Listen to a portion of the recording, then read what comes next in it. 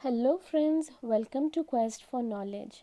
My name is Nahma and I have done MCOM and MBA in Human Resource Management. And this is my first video which I'm going to upload in YouTube, and I'll be making all commerce and management related subjects tutorial videos. So please do encourage me and subscribe and like and share to my videos if you really feel it's worth it. Okay, so let's get started. So, today we are going to learn about the nature and significance of management. So, this is chapter number 1 of business studies, especially for the class 12 student.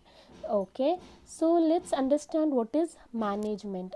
So, management is includes the activities of setting strategies of organization by using the available resources like technological, financial, natural. So with the available resources, using them effectively and efficiently towards accomplishing the goal. तो management क्या है, जो भी available resources होता है, चाहे वो technological हो, ह्यूमन हो, नेचुरल हो या फिनेंशियल हो, इन सब चीज़ों को अच्छी तरह से उसका यूज़ करना, इफ़ेक्टिवली और एफिशिएंटली उसका इस्तेमाल करके हमारी जो गोल है उसको अचीव करना ही मैनेजमेंट का मकसद है.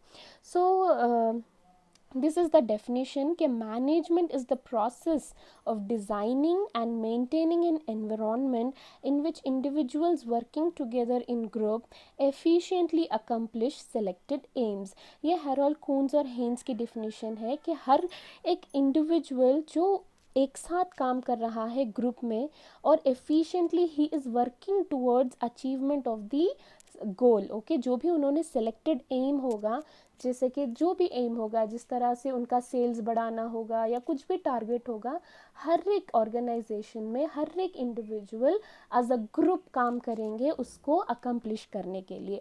और दूसरा वाला डेफिनेशन है, ये है रॉबर्ट एल ट्रॉली और जीन न्यूपोर्ट का, and he has given that management जो है एक प्रोसेस है. इट्स नॉट कि एक बार हो गया तो चलो अब घर बैठो, ऐसा नहीं. It's a process. It is a continuation of planning, organizing, actuating and controlling an organization's operation in order to achieve coordination of the human and material resource essential in the effective and efficient attainment of objectives. तो ये क्या हो गया, ये process हो गया. हर चीज़ में planning करना, उसको ऑर्गेनाइज करना, फिर उसको असलियत में लाना, एक्चुएट करना, इम्प्लीमेंट करना और उसको कंट्रोल करना. ये क्या हो गया, ऑर्गेनाइजेशन का ऑपरेशन हो गया. In order to achieve coordination इंसानों का यानी कि ह्यूमंस का विद द मटेरियलिस्टिक थिंग, यानी कि ह्यूमंस जिस तरह से मशीनरी को ऑपरेट करेंगे या जिस तरह से मटेरियल्स का इस्तेमाल करेंगे और इफ़ेक्टिवली करेंगे और एफिशिएंटली करेंगे. इफ़ेक्टिवली यानी कि अचीव करना टारगेट, और एफिशिएंटली कम खर्चों में उसको पूरा करना. that will be as efficient attainment of the objective. जो कुछ भी उन्होंने एक ऑब्जेक्टिव बना रखा है उस मकसद तक पहुंचना हो गया, मैनेजमेंट को कहेंगे. So this is the definition. I hope you have understood. And so let's understand कि कॉन्सेप्ट क्या है, मैनेजमेंट का कॉन्सेप्ट क्या है. सो मैनेजमेंट का कॉन्सेप्ट सिर्फ इतना ही है कि हर कोई इंसान इंडिविजुअली काम कर रहा है, मगर गोल क्या होगा, हर इंसान का सेम होगा. Every individual is working as a group for to achieve the same goal, to achieve the same goal. So management aims at guiding efforts toward achieving a common objective. So the persons will be working differently, will be having different kind of management: financial management, production management, marketing management, sales and other management, magar all together they will be working towards the aim that is same. So that is the main concept of the management. So let's understand about effectiveness versus efficiency. तो effectiveness क्या है और efficiency क्या है. So effectiveness means to achieve the target. That shows the effectivity of the management.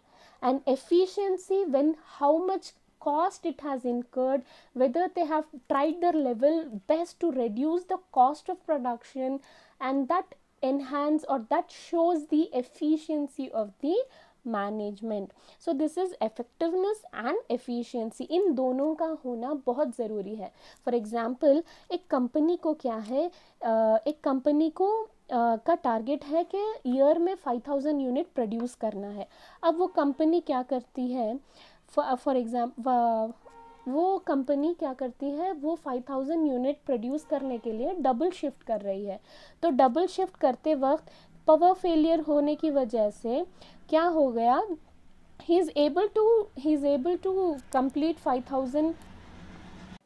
5000 unit produce करने के लिए वो डबल शिफ्ट करते हैं, मगर पावर फेलियर होने की वजह से क्या होता है, उनका कॉस्ट ऑफ प्रोडक्शन ज़्यादा होता है. It means same output but more input, यानी कि खर्चा ज़्यादा. इट मीन्स वो एफिशिएंट तो थे, यानी कि they achieved the target, but effective तो थे बट एफिशिएंट नहीं थे. बट सिमिलरली अगर क्या होगा, वो अगर वही इसी तरह से 5000 यूनिट बनाने वाला जो पर ईयर वाला उनका टारगेट है, वो क्या करते हैं, कॉस्ट को रिड्यूस करते हैं और वो बचाते हैं, एफिशिएंट तो होते हैं, मगर बचाते बचाते वो क्या करने लगते हैं, वो उनका जो टारगेट है उस टारगेट तक नहीं पहुंचते. तो ये क्या हो जाता है, वो एफिशिएंट तो थे, उन्होंने बहुत ट्राई किया कि कॉस्ट को रिड्यूस कर सकें, मगर they didn't achieve the target. So effectiveness के बिना एफिशिएंसी कुछ नहीं, और एफिशिएंसी के बिना इफ़ेक्टिवनेस कुछ नहीं. सो इट इज़ लाइक एक कॉइन का दोनों साइड, जो कि बहुत ही इम्पॉर्टेंट है. सो मैनेजमेंट वो है जो बैलेंस करता है दोनों को, इफ़ेक्टिवनेस को और एफिशिएंसी को. जो इन दोनों चीज़ों को अच्छी तरह से बैलेंस करेगा, उनकी वही management is the most qualitated management कहलाएगा. Okay, so effectiveness is also necessary and as well as efficiency is also necessary. हम एक को छोड़कर एक को ज़्यादा importance नहीं दे सकते. We have to balance both effectiveness and efficiency. So this is for example this picture is specially to tell कि हर एक डिपार्टमेंट्स अलग होते हैं, जैसे कि मार्केटिंग मैनेजमेंट होता है, फिनेंशियल मैनेजमेंट होता है, प्रोडक्शन मैनेजमेंट होता है, एंड ह्यूमन रिसोर्सेज मैनेजमेंट होता है. ये इंडिविजुअली अलग अलग काम करते हैं मगर सेम गोल के लिए. तो वही कहते हैं ना कि हर कामयाब इंसान के पीछे किसी औरत का हाथ होता है. इसी तरह से किसी सक्सेसफुल ऑर्गेनाइजेशन के पीछे क्वालिटेटेड मैनेजमेंट का हाथ होता है.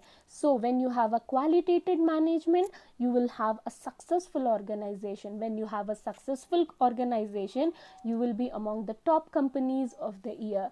So by that I hope you have understood this. I hope कि आप समझ पाए, and thank you very much for listening, and do subscribe to my channel if you feel worth it. So and do like and share to your friends. Thank you very much.